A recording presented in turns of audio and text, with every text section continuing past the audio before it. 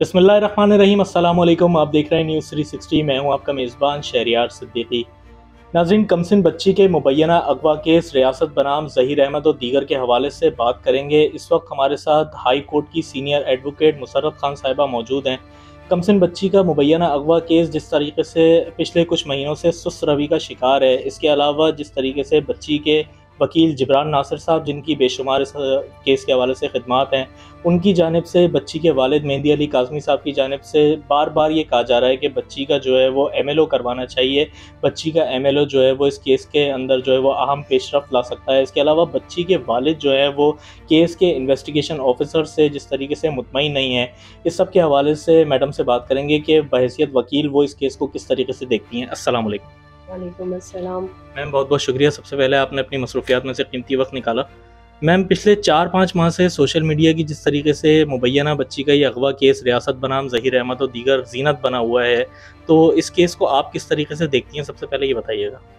देखिए, मेरी नज़र में सिंपल केस है। सिंपल केस ऐसे है कि एक बच्ची अपने घर से खुद जाती है। इसको अगर आप नहीं माने तो ये कुछ नहीं कहा जा सकता। ज़ाहिर है, बाप है, माँ है, उनका बनता है कि वो अपनी बेटी के लिए कोशिशें करें। लेकिन सिंपल केस था, एक लड़की अपने घर से गई। ऐसा नहीं है कि वो ज़हीर उसको कराची लेने नहीं आया हो या खुद चली गई टैक्सी करके लाहौर, ऐसा भी नहीं है। उसको लेने के लिए वो बंदा कहीं ना कहीं किसी न किसी जगह आया ज़रूर है, उसको लेके गया है। इतनी छोटी बच्ची, जो उनके वालिद के मुताबिक 14-15 साल की बच्ची, इतनी बड़ी हिम्मत नहीं कर सकती कि वो यहाँ से, जिसने बाहर का माहौल भी नहीं देखा हो, वो इतनी बड़ी हिम्मत करके लाहौर अकेली नहीं जा सकती। तो इस चीज़ के तो मैं अगेंस्ट हूँ कि ये कहते हैं कि जी ये खुद आई है। ऐसा नहीं है, खुद नहीं आई है, इसको लेके गए हैं। और जहाँ तक सिंपल केस ऐसा है कि भाई लड़की थी। अब सबसे वही मैं बार बार बात करती हूँ कि देखें, मोबाइल ने हमारे यहाँ के सिस्टम को, बच्चियों के और बच्चों के, लड़कों और लड़कियों को, और ये जो सोशल मीडिया के ऊपर मुख्तलिफ किस्म के ये ड्रामे और इस तरह की चीज़ें, इन लोगों ने हमारे बच्चों के माहौल को बहुत ख़राब किया। अब ऐसे ऐसे ऐप्स आ गए, जैसे ये PUBG का गेम था जिसके अंदर ये सारा सिलसिला स्टार्ट हुआ। तो उस बच्ची ने जो भी कुछ किया, जो कुछ भी उसने किया, उसने जाने में किया या अनजाने में किया, बहरहाल उस बच्ची ने किया, ये कंडक्ट उसने किया। वो गई, उसने कोर्ट मैरिज की, और उस कोर्ट मैरिज के बाद जो है उसने 164 दिया कि मैं अपनी मर्जी से अपने हस्बैंड के साथ जाना चाहती हूँ, मैंने शादी की है, कोई फोर्सिबली उससे ये नहीं करवाया गया। वो कोर्ट के अंदर आई। देखें, 164 जब किसी बच्ची का रिकॉर्ड होता है, किसी भी बच्ची का जिसने कोर्ट मैरिज की हो, 164 एक मजिस्ट्रेट के सामने वो कमरे में अकेले मौजूद होती है। उस 164 में उसने वही बात करनी होती है जो सच होती है। ऐसा नहीं होता है कि उसने मजिस्ट्रेट के सामने 164 का बयान दिया और उसने कहा कि मुझे जो है अपने शोहर के साथ जाना है, तो वो अपने शोहर के साथ उसको जाने दिया कोर्ट ने। ये तो नहीं कह सकते ना कि कोर्ट ने यहाँ पर नाइंसाफी की, ऐसा तो नहीं कह सकते। जाहिर सी बात है, जब एक बच्ची है, मेच्योर है, उसने जाके शादी की, वो कहती है कि मुझे अपने शोहर के साथ जाना चाहिए, तो उसे जाने दिया। अब जाहिर सी बात है कि माँ बाप से बच्ची गई है, तो वो माँ बाप, अव्वल तो ये चीज़ गलत हुई है जो बच्ची ने किया। मैं तो नहीं समझती कि बच्चियों को ये हरकतें करनी चाहिए। बहरहाल वो जो माँ बाप है, जाहिर है उन्होंने पाल पोस के बड़ा किया है, वो ये चीजें कैसे बर्दाश्त कर सकते हैं? मैम, ये नहीं समझती हैं आप कि बच्ची जिस तरीके से उसकी बॉडी लैंग्वेज है, वो बार बार एक ही बात को दोहरा रही है, तो क्या उसको डरा धमका के ये बयानात दिलवाए जा रहे हैं? नहीं, देखें, अभी मसला ये है कि अब अगर वो बच्ची अपने माँ बाप के पास जाना भी चाह रही है, तो भी वो डर के मारे नहीं जा रही। उसको पता है मेरे साथ आगे जाके क्या होना है, ठीक है ना। ये कोई हमारा एक इनका घराना नहीं है, दुआ जहरा का। हर दूसरे घराने में ये हो रहा है। हर दूसरे घराने में बच्चियों के ऊपर जो है इस किस्म के तशद्दुद या इस किस्म का कोई प्रेशर दिया जाता है। अब तो वो चली गई उस जगह पर, उस हालात को भी हमने देखा मीडिया पे, हर चीज़ हमने मीडिया पे देखी। उसके साथ क्या हुआ देखे, इसको फिर रंग दे दिया गया अगवा का, अगवा बराए तावान का, या कुछ ऐसा। बच्ची तो शेल्टर होम में मौजूद है, बच्ची चाहे तो अपने माँ बाप को बुला सकती है, अपने माँ बाप से मिल सकती है। शेल्टर होम पे तो उस पर कोई फोर्स नहीं कर रहा ना, कोई भी उसको प्रेशर नहीं कर रहा, ना कोई उससे मिल सकता है बगैर उसकी परमिशन के। तो अब तो वो जो जिस तरीके से चाहती है वो अपने माँ बाप से मिले या शोहर से मिले, कोर्ट उसी की परमिशन देगी। अगर वो कहेगी मुझे अपने माँ बाप से मिलना है, कोर्ट कभी भी नहीं रोकेगी, वो कहेगी मिले आप। लेकिन इसके लिए सबसे बड़ी बात यह है, देखें कि माँ बाप कहते हैं कि जी वो हमारी बच्ची ने ऐसे बोला, बच्ची को जब सामने लेकर आते हैं उसका बयान कुछ और होता है। इसके लिए सबसे बेस्ट तरीका ये है कि कोई कमिश्नर ऐसे अपॉइंट किया जाए, चाहे वो लेडीज लॉयर हो या कोई ऐसी हो, कि जो उनके साथ जाए, जो बात करे अकेले बैठ के उससे, और उनके वालिदैन या उसकी वालदा को उसको टाइम दिया जाए। वो तो बच्ची खुद अपने माँ बाप से नहीं मिलना चाह रही, अब इसमें कोर्ट क्या कर सकती है, वकील क्या कर सकते हैं? उसके वालिदैन को चाहिए कोई कमिश्नर अपॉइंट करे, कोई लेडी लॉयर, जो उनके साथ जाकर अकेले में उनकी बेटी से मुलाकात करे। उनके वालिद हो या खाली वालदा हो, और उनकी कमिश्नर हो जो वो मुकर्रर करे। अगर वो इस तरफ चले जाते हैं तो आपको सारे व्यूज पता चल जाएंगे, क्योंकि एक लॉयर जिस नज़र से उसको देखेगा, उसको सही तरीके से उसकी सारी चीज़ों का जो उसका कंडक्ट होगा, जो बोलने का स्टाइल होगा, जो उसका इरादा होगा किसी किस्म का भी, वो एक वकील ही पहचान सकता है। माँ बाप की, माँ बाप मिल तो सकते हैं, वो माँ बाप के सामने कुछ और बयान दे, बाहर जाकर कुछ और बयान दे। जब तक कोई कमिश्नर अपॉइंट करके आप उनके पास जाकर नहीं बैठेंगे, उनके बारे उससे बात नहीं करेंगे, वो कमिश्नर जो या लेडी लॉयर हो, या मैं तो समझती हूँ कि लेडी लॉयर को ही कोई कमिश्नर अपॉइंट किया जाए। अगर वो जाकर उससे बात करती है, हो सकता है उसकी जो पॉइंट्स हो वो उस लेडी लॉयर के जहन में सही तरीके से आ जाए और बात खुल जाए, हर चीज़ क्लियर हो जाए। बात यह है कि यहाँ वालिद साहब ने भी अना का मसला बनाया हुआ है, फिर दूसरी तरफ वो लड़का और उसका भाई जो है वो खुद जेल में। तो ये सारी चीजें जो है ना, जाहिर है उनका वकील भी जोर लगाएगा, इनका वकील भी जोर लगाएगा, वालिद तो अपनी बेटी को नहीं छोड़ सकता ना। तो ये चीजें जो है ये इस वक्त जो है वो उलझी हुई है। उसको सुलझाने के लिए इन दोनों लॉयर्स को जो है आपस में बैठ के, या फिर इनके वालिद को कोई कमिश्नर अपॉइंट करना चाहिए। मैं तो ये सजेशन देती हूँ। मैम, सबसे ज़्यादा जो इस वक्त इस केस में चीज़ है, बच्ची के वालिदैन की तरफ से भी ये कहा जा रहा है, और बच्ची के जो वकील हैं जिब्रान नासिर साहब, उनकी तरफ से भी इस बात पे मुस्तकिल ज़ोर दिया जा रहा है कि बच्ची का MLO होना चाहिए, मेडिको लीगल होना चाहिए। 2 से 3 मरतबा जो है वो MLO के हवाले से दरख्वास्त मुस्तरद हो चुकी है, आने वाले दिनों में भी जो है वो MLO के हवाले से दरख्वास्त है। इस हवाले से क्या कहना चाहिए? देखिए, सबसे पहली बात तो ये है कि जो दरख्वास्त मुस्तरद हुई है बिल्कुल सही हुई है, क्योंकि इसमें कोई भी दरख्वास्त लगाएंगे, कोई भी इस किस्म की जो मेडिकल के हवाले से लगाएंगे, देखिए मेडिकल एक दफ़ा हो जाता है, चाहे वो पोस्टमार्टम एक दफ़ा होता है, फिर दोबारा करते हैं तो मुर्दे को निकाल दिया जाता है कि भाई आप बाहर लेकर आओ, इसका दोबारा पोस्टमार्टम हो, मतलब चीज़ें वही सामने आती हैं। इसी तरह इस बच्ची का जहाँ तक दुआ जहरा का ताल्लुक है, तो इसका मेडिकल जब एक दफ़ा हो गया, रिकॉर्ड पे आ गया, दोबारा मेडिकल करवा के मतलब आप क्या साबित करना चाहते हैं कि इसमें अब क्या करोगे? अब तो एक टाइम गुजर गया, काफी टाइम गुजर गया, तो कोई भी कोर्ट जो है वो मेडिकल की दोबारा परमिशन कैसे दे सकती है? ऑलरेडी आपका रिकॉर्ड पे मेडिकल मौजूद है, आप उसी मेडिकल को लेके आगे बढ़ो ना, उसी मेडिकल पे बात करो।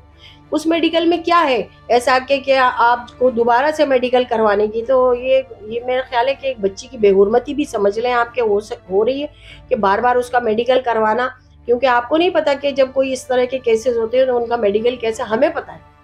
तो बार बार मेडिकल की एप्लीकेशन देना वालिदैन को भी नहीं चाहिए कि वो दोबारा MLO करवाए, और ऑलरेडी जब MLO हो गया है उसी MLO के ऊपर जो है आप काम करें, उसी पे वर्क करें। अब आप बयानात पे काम करें, आप उस चीज़ पर काम करें जो दुआ जहरा कह रही है, उसके जो एक्शंस हैं, वो जो माँ बाप से बात कर रही है, उसके जो सारे रिएक्शंस हैं, उसका जो वे ऑफ टॉकिंग है, उस चीज़ को देखें। आपको पता चल जाएगा, उसके बॉडी लैंग्वेज से पता चल जाएगा कि वो क्या चाह रही है। मैम, 4-5 महीने से ये देखने में आ रहा है कि जिस तरीके से कमसिन बच्चियों के अगवा के रेप के केसेस में इजाफा हो रहा है, और दुआ जहरा के बाद जिस तरीके से हैदराबाद की उम्मे हानि है, इससे के अलावा और भी इस तरीके के केसेस में इजाफा हो रहा है। दिन ब दिन हम ये देख रहे हैं, इस तरह के केसेस फाइल हो रहे हैं। इस हवाले से क्या कहना चाहेंगी? आपकी नज़र में जो है वो क्या बुनियादी वजूहत हैं इन केसेस की? ठीक है, बुनियादी वजूहात, बात ये है कि ये चीज़ें अब खुल के सामने इसलिए भी आ रही है कि ये कोई आज की बात नहीं है। ये बच्चियों के रेप केसेस हैं, ये किसी के साथ ज़्यादतियाँ हैं, या उनकी वीडियोस बनाई जा रही हैं, और उनको ब्लैकमेल किया जा रहा है। ये सारी चीज़ें जब हमारे हाथ में एक चीज़ आ गई, मोबाइल आ गया हमारे हाथ में, और उस मोबाइल के अंदर पूरी दुनिया आके समा गई है, हर तरह के जो है आप साइट्स खोल के देखोगे तो मुआशरा ख़राब ही होगा। ज़ाहिर सी बात है, आप किसको रोकोगे? तो ये चीज़ें जो हैं ये कोई आज की नहीं है, आज इसलिए सबके सामने आ रही है, सबके सामने फोकस हो रही हैं, सबको नज़र आ रही हैं, क्योंकि हमारे पास मीडिया बहुत ज़्यादा ह्यूज हो गया है, बहुत ज़्यादा फैल गया है। हम दुनिया के हर चैनल को अपने घर में बैठ के, अपने हाथ में बैठ के देख रहे होते हैं। तो इसका मतलब ये हुआ कि हमको इसलिए ये चीज़ें अब सामने आ रही हैं। ये कोई आज की कहानी नहीं है, ये बरसों से ये हो रहा है। अब जैसे उम्मे हानिया की बात कर रहे हैं, या इससे पहले वहाँ पंजाब में भी बहुत सारे ऐसे केसेस हुए। अभी कुछ दिन पहले मैंने एक सिंध के अंदर एक मसला हुआ था एक बच्ची के साथ, जिसकी वीडियो बनाई गई और उन दोनों बंदों को पकड़ा भी गया। ऐसा नहीं है कि उनको नहीं पकड़ा गया, लेकिन बात औकात ये होता है कि ये जो हमारे यहाँ का जो जागीरदाराना सिस्टम है, सरदाराना सिस्टम है, इस तरह के जो सिस्टम है, इनके बच्चे बिगड़े हुए। इनके खिलाफ पुलिस भी नहीं खड़ी होती, इनके खिलाफ कोई और भी नहीं खड़ा होता। तो अरे भाई आप इधर तो आओ, यहाँ आके वकीलों से राब्ता करो, हम जैसे वकील आपकी ज़रूर हेल्प करेंगे। लेकिन वो लोग डरते हैं, खौफजदा होते हैं, क्योंकि उनके आबाओ अजदाद, उनकी ज़मीनें, उनके घर, उनका सब कुछ उस जगह पर होता है। और ये आपको मैं एक बात बताऊं, ये बहुत ज़्यादा बड़े बड़े जो मतलब पढ़े लिखे लोगों के तबके होते हैं, वहाँ पे ये काम नहीं हो रहा। ये जाहिल और नाख्वानदगी जहाँ बहुत ज़्यादा है, वहाँ पर ये काम हो रहा है। मैम, एक तरफ हम लोग देख रहे हैं कि जिस तरीके से इस केस को सुस्त रवि का शिकार बनाया जा रहा है, उसके अलावा केस के जो मरकज़ी मुल्ज़िमान हैं ज़हीर अहमद, शब्बीर अहमद, जब भी हियरिंग होती है बासानी 1-1, 2-2 लाख रुपए के एवज़ इन लोगों की जो है वो ज़मानत एक्सटेंड हो जाती है। तो क्या समझती हैं इसके पीछे कोई एक जो है वो स्ट्रॉन्ग बैकअप है, कोई इनविजिबल हाथ हैं जो इन लोगों की पुश्तपनाही कर रहे हैं? देखिए, पहली बात तो ये है कि ज़मानत एक्सटेंड तो नहीं होती।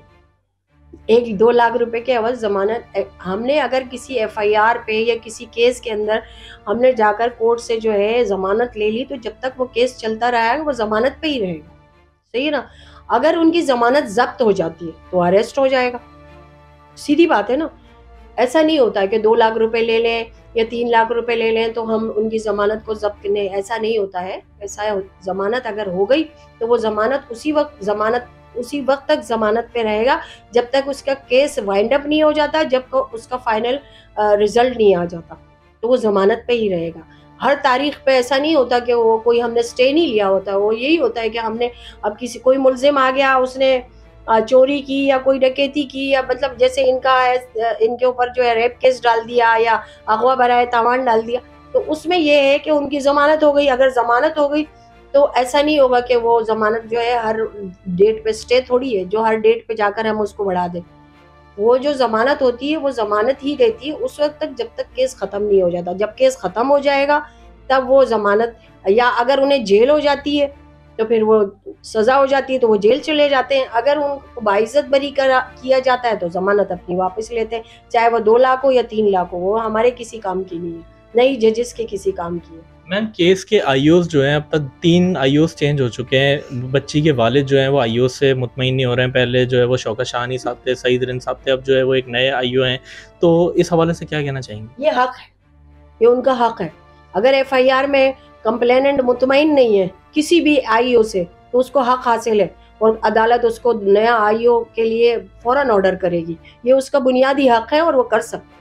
तो अगर वो कहता है कि मैं इससे मुतमईन नहीं हूँ तो वो दूसरा आईओ अपने लिए कोर्ट को एक एप्लीकेशन लगाए, कोर्ट उसको पास करेगी, ऑर्डर पास करेगी, दूसरा आईओ आ जाएगा। ये तो उसका बुनियादी हक है, कर सकता है, कोई भी कंप्लेनेंट कर सकता है। फिर वो कहते हैं जी हमें इंसाफ नहीं मिलता। कोर्ट आपको आईओ भी तो बदल रही है, तफ्तीश भी तो वो बदल रहा है, नए सिरे से तफ्तीश भी तो कर रहा है, सारी चीजें दोबारा से खोल भी रहा है, तो ये सब तो हो रहा है ना।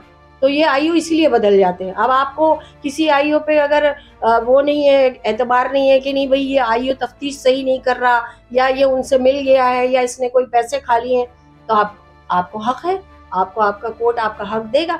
आप जितने चाहे आईओ बदल लें, आपको नहीं जब तक मुतमईन होंगे कोर्ट आपको दूसरा आईओ दे दे। आप तीसरा आईओ आपका आ गया है तो वो काम करेगा, अब वो तफ्तीश लेकर आएगा। आप इससे भी मुतमईन नहीं है तो फिर ये आपका जहन का फतूर है, आईओ का नहीं। मैम आखिर में सिर्फ इतना बता दीजिएगा कि बहैसियत वकील क्या समझती हैं, अभी ये केस वाइंड अप की तरफ है या फिर अभी और जो है वो इसमें आम तफ्तीश होगी, आम लोगों के नाम सामने आएंगे, अभी ये केस मज़ीद इंटरेस्टिंग होगा, क्या समझती हैं? देखिए, इसको इंटरेस्टिंग बना दिया, एक ड्रामा हो गया, ये केस ना हुआ, एक ड्रामा हो गया बहुत बड़ा कि ये वाइंड अप की तरफ तो मुश्किल है कि चला जाए। बस अब इसमें यही चलता रहेगा कि ये जो है आईओ बदल दिए, या वालिद साहब मुतमईन नहीं है, या फिर वो ज़हीर के घर वाले मुतमईन नहीं है, तो ये सिलसिला इन्होंने ऐसे ही चलाना है। हालांकि वो मतलब वो एक बात है ना, खोदा पहाड़ निकला चूहा, तो ये वो वाली बात है कि कुछ भी नहीं है इस केस में। लेकिन बस अब ये है, अना का मसला उनका भी है, इनका भी।